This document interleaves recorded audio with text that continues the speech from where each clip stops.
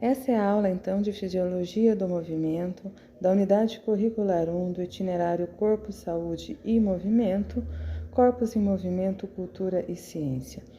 Na última aula, você viu vídeos de movimentos incríveis que acrobatas e bailarinos descreveram. Mas como o nosso corpo se movimenta?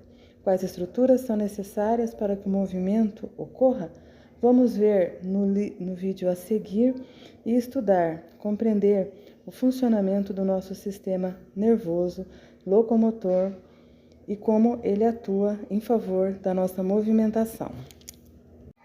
Esses conceitos são aplicados pela física e você vai estudá-los ao longo do componente curricular Conservação do Movimento. Então preste bastante atenção e faça as anotações necessárias. Sistema locomotor. Eu preciso de quê para me locomover, para me movimentar? Ossos, músculos, articulação. Vamos à aula de hoje?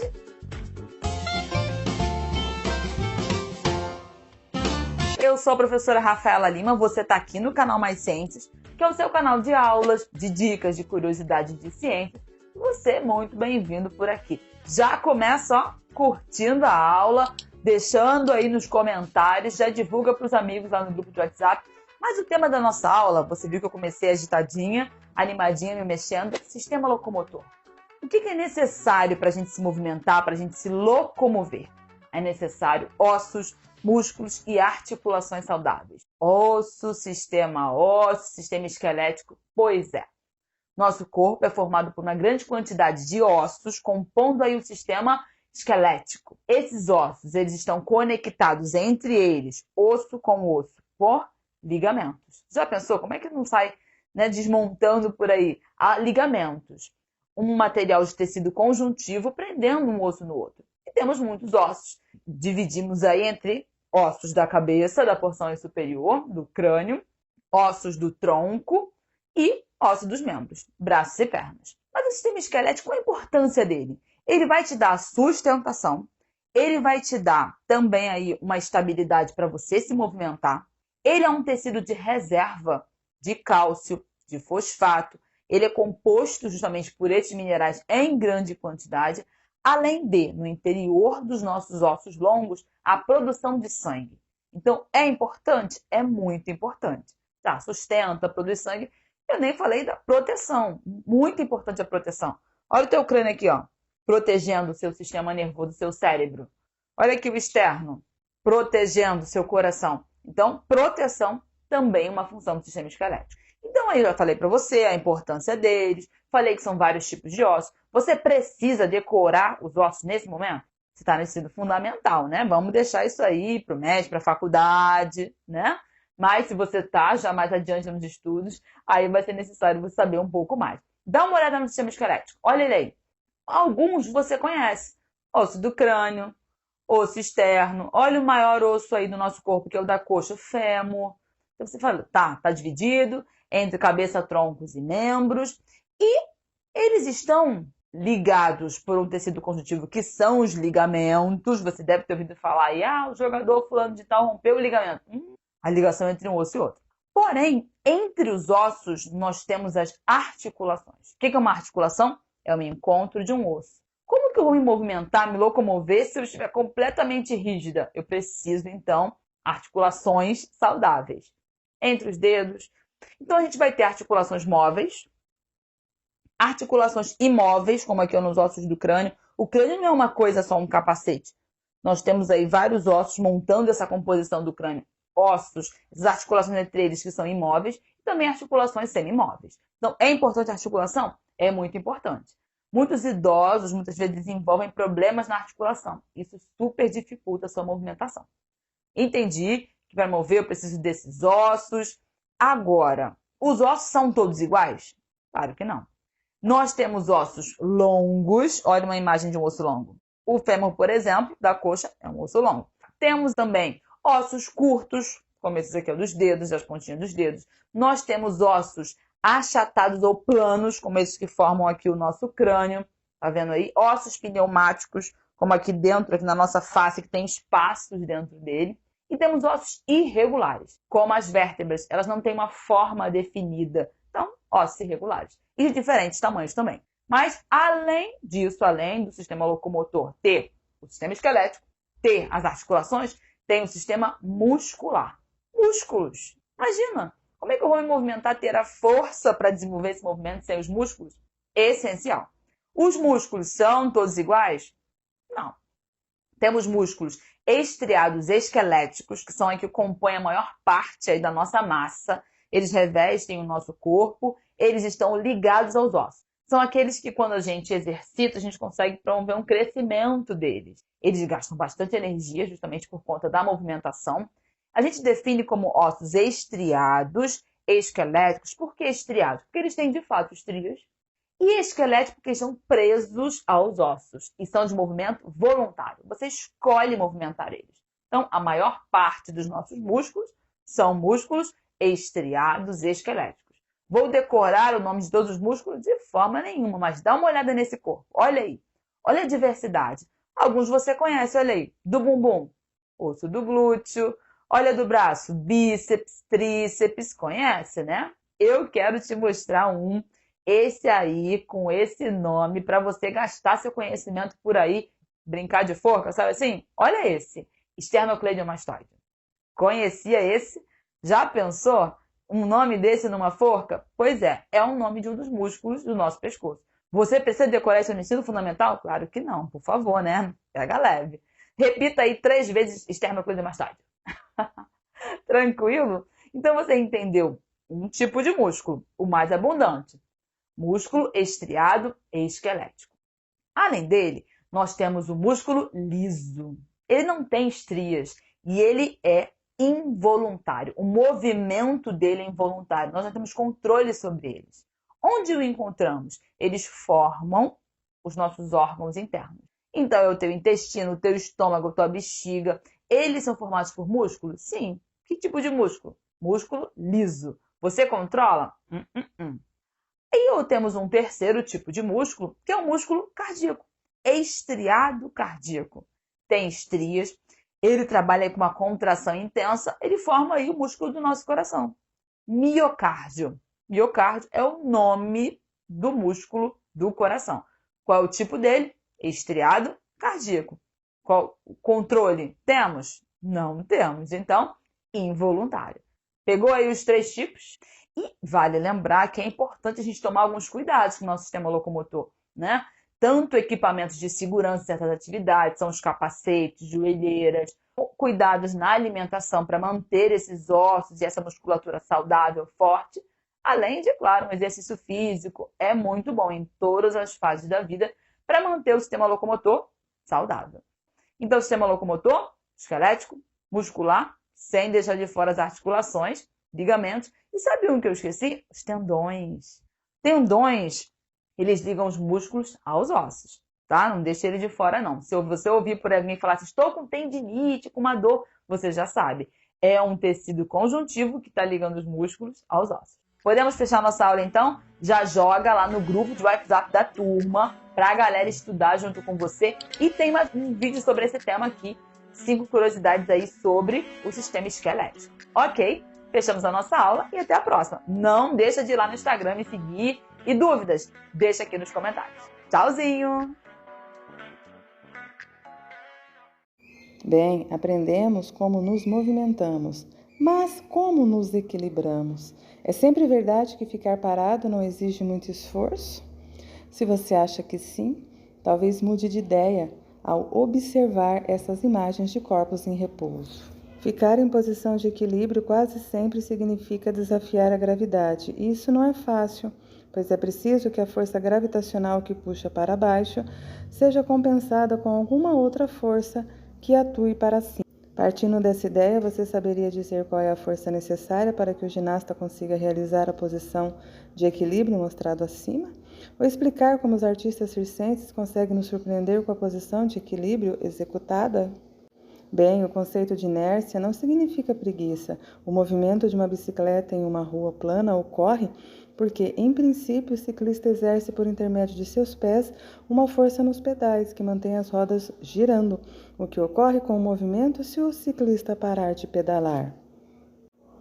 Quando o ciclista deixa de pedalar, a bicicleta tende a parar devido ao atrito entre as engrenagens e também entre os pneus e o solo. A bicicleta ou outro corpo qualquer tem uma tendência natural de se manter em repouso quando está parada e de se manter em movimento retilíneo uniforme quando tem velocidade não nula. Essa tendência natural é chamada de inércia, que Isaac Newton enunciou e ficou conhecida como sua primeira lei ou lei da inércia. Todo corpo permanece em estado de repouso ou de movimento uniforme em linha reta, a menos que seja obrigado a mudar de estado pela ação de forças nele aplicada. A lei da inércia está diretamente associada às condições de equilíbrio de um corpo. Algumas vezes, inércia é equivocadamente associada à preguiça, como representado na tirinha do Garfield. Vejamos nos vídeos o que a lei de Newton significa. Movimento. Ele acontece e é uma parte fundamental do nosso dia a dia. Grande parte das invenções da humanidade se resumem a mover um objeto de um lugar para o outro de forma correta. Não é surpresa que a pergunta como o movimento funciona é uma das questões mais antigas da ciência e da filosofia, e tem uma rica história que nos ensina não somente física, mas também nos mostra como o pensamento e conhecimento da humanidade evoluiu ao longo de milênios. Hoje nós sabemos que objetos têm a tendência de conservar o seu movimento. Isso é, um corpo em movimento tende a continuar em movimento a menos que uma força atue sobre ele. Você talvez tenha ouvido falar sobre isso só que com outro nome, que é a primeira lei de Newton, ou às vezes chamada de lei da inércia. Essa propriedade que os objetos têm de se manterem em movimento quando já estão em movimento, ou de ficarem parados quando já estão parados, é quase uma forma de teimosia. Mas não se enganem, porque entender como as coisas se movem foi um processo extremamente difícil. Foi um processo de busca e estudo da própria natureza que foi desde a filosofia da Grécia Antiga até a famosa teoria da relatividade que hoje faz parte da cultura popular. Mas como nós viemos a entender o movimento como entendemos hoje? O que levou Newton especificamente a pensar em suas 3 leis do movimento? As nossas ideias de como as coisas se movem mudaram muito ao longo da história. Para encontrar os primeiros registros de hipóteses de movimento, nós precisamos voltar à Grécia Antiga. Na filosofia de Aristóteles, que era um dos maiores pensadores da Grécia Antiga, o mundo era separado em 2 partes. Os corpos celestes que ficavam acima da Lua, onde tudo era eterno e iria permanecer daquela maneira até o fim dos tempos, e também os corpos abaixo da Lua, onde tudo era formado por 4 elementos: terra, água, fogo e ar. Cada um desses 4 elementos tinha um lugar natural no mundo. A terra, por exemplo, estava no centro de tudo. Acima dela ficava a água. Depois disso vinha o ar e, por fim, o fogo que estava acima de tudo e de todos. Além disso, cada um desses elementos tendia a se mover para o seu lugar natural. Por exemplo, uma pedra cai até o chão. A água escorre até o mar. O fogo de uma vela tenta subir até ficar acima do ar e assim vai. Você pode achar que isso não tem nada a ver com o que eu estou falando no vídeo, mas essa foi a primeira ideia de movimento para Aristóteles, que era um movimento natural. Só que para Aristóteles ainda existia um outro tipo de movimento, que era o movimento forçado. A ideia por trás do movimento forçado era bem simples. Se você tem um movimento que não é natural, então você precisa de uma força para gerar esse movimento. Em palavras mais simples, se você tem velocidade, então você precisa de uma força gerando e mantendo essa velocidade. É como se existisse algum objeto invisível que puxava os objetos que estavam se movendo. Essa ideia é errada. E ela mostra muito bem o paradigma ou a explicação de mundo que se manteve por muito tempo. As pessoas achavam que existia uma relação direta entre força e movimento. Mas não se engane porque isso não é nada óbvio. Se eu jogo uma pedra para cima, quantas forças atuam sobre ela? Uma, que é a força-peso, ou 2, que são a força-peso e a força com que eu joguei a bola para cima? A resposta correta é apenas a força-peso. E nós só entendemos isso há 300 anos. Se você por acaso escolheu a resposta errada, não se sinta mal, porque isso não é nada trivial. Aristóteles também errou. A explicação que Aristóteles dava para esse tipo de movimento é que a pedra se deslocava no ar. Ela empurrava o ar à sua frente e criava um vácuo atrás de si. Isso fazia o ar circular ao redor da pedra, gerando a força que empurrava ela para cima. Apesar disso, a ideia do Aristóteles de movimento não agradou todo mundo. Um dos problemas sérios com a hipótese de como as coisas se moviam do Aristóteles era explicar como as coisas iam parando. Se você rola, por exemplo, uma bola na grama, uma hora ela para. Então, como é que a gente iria explicar isso? Isso levou a uma nova teoria do movimento, o ímpeto. A ideia do ímpeto é que, uma vez que a pedra fosse arremessada, ela se lembraria da força que foi feita sobre ela pela minha mão. Mas conforme ela se afastava, esse ímpeto ia, de certa forma, se desgastando. Então a pedra voltava a cair. É como se a pedra tivesse algum tipo de memória das forças que foram aplicadas sobre ela. Essa ideia de que objetos empurrados lembravam da força que foi aplicada neles era interessante. Mas uma vez que a física começou a ser expressa mais em números e equações, e menos em experimentos mentais, descrever matematicamente a teoria do ímpeto se tornou um verdadeiro problema. E o mundo também estava passando por uma fase de transformação muito importante. Com o avanço tecnológico e o surgimento de armas de fogo, as pessoas precisavam de uma teoria do movimento mais precisa e numérica. Isso permitiria calcular a trajetória de balas de canhão, prever o que acontece quando vários corpos colidem e, em geral, calcular coisas mais difíceis do que pedras caindo. E é nesse contexto que surge a famosa lei da inércia. Você talvez tenha ouvido falar nela da seguinte forma: um corpo em movimento tende a permanecer em movimento a menos que uma força atue sobre ele. A famosa lei da inércia, de Descartes. Sim, a primeira lei da inércia apareceu com Descartes e não com Isaac Newton. Para Descartes, os corpos possuem uma quantidade chamada momento, que pode ser interpretada como a quantidade de movimento total de um objeto. Descartes quase acertou, porque para ele o momento era a velocidade de um objeto multiplicada pelo seu volume.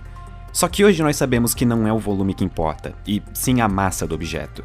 A ideia de momento começou a ficar cada vez mais estabelecida, principalmente porque vários experimentos feitos com pêndulos, molas e colisões entre corpos parecia comprovar a ideia.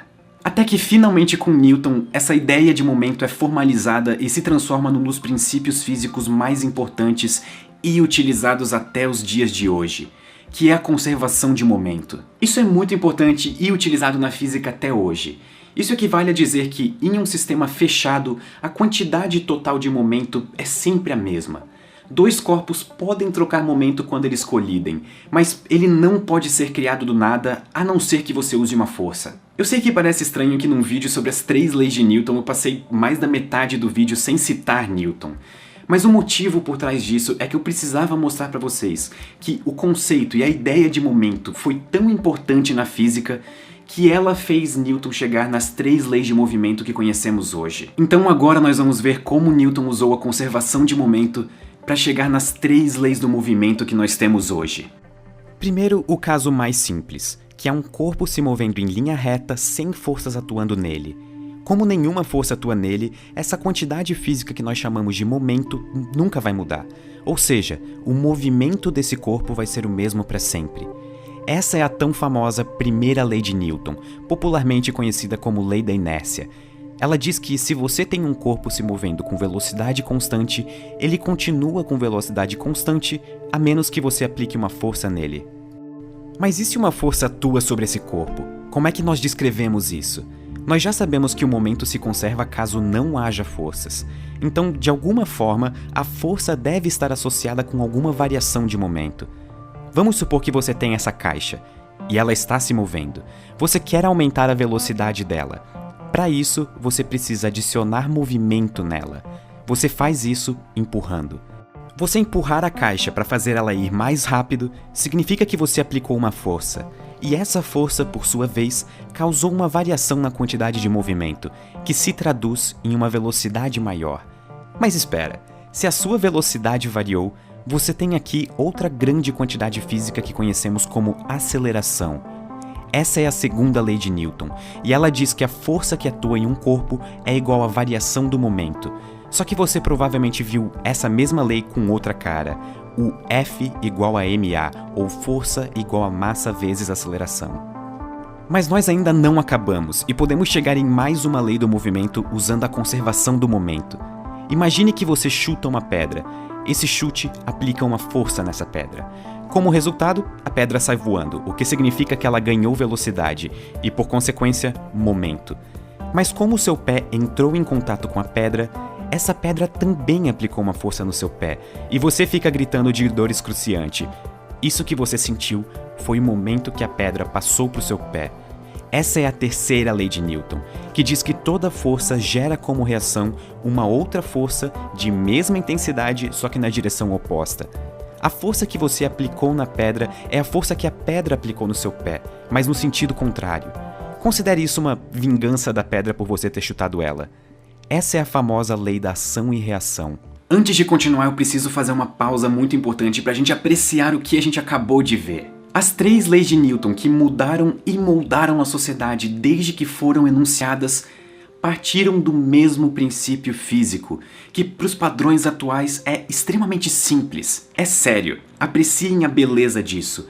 Uma revolução no nosso mundo sendo causada por um único princípio físico extremamente simples. As 3 leis de Newton foram um avanço mais do que significativo para a física. Se você quer descrever o movimento de qualquer corpo, saiba quais são as forças envolvidas nele e você conseguirá. Isso é uma mensagem muito potente dita por um único princípio, o da conservação do momento. Essa forma de pensar é tão poderosa que ela motiva os físicos até os dias de hoje.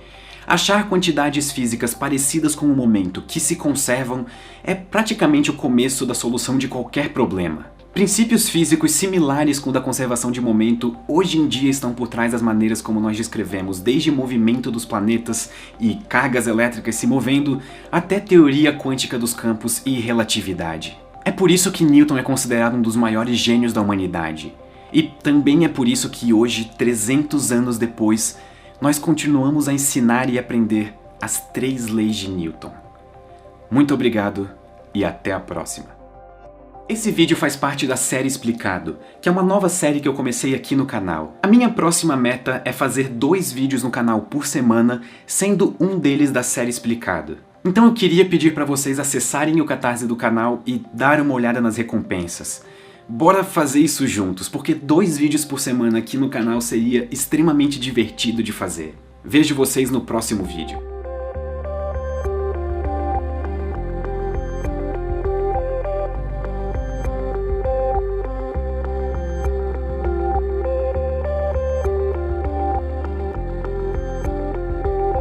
Mas quais são os conceitos físicos de força?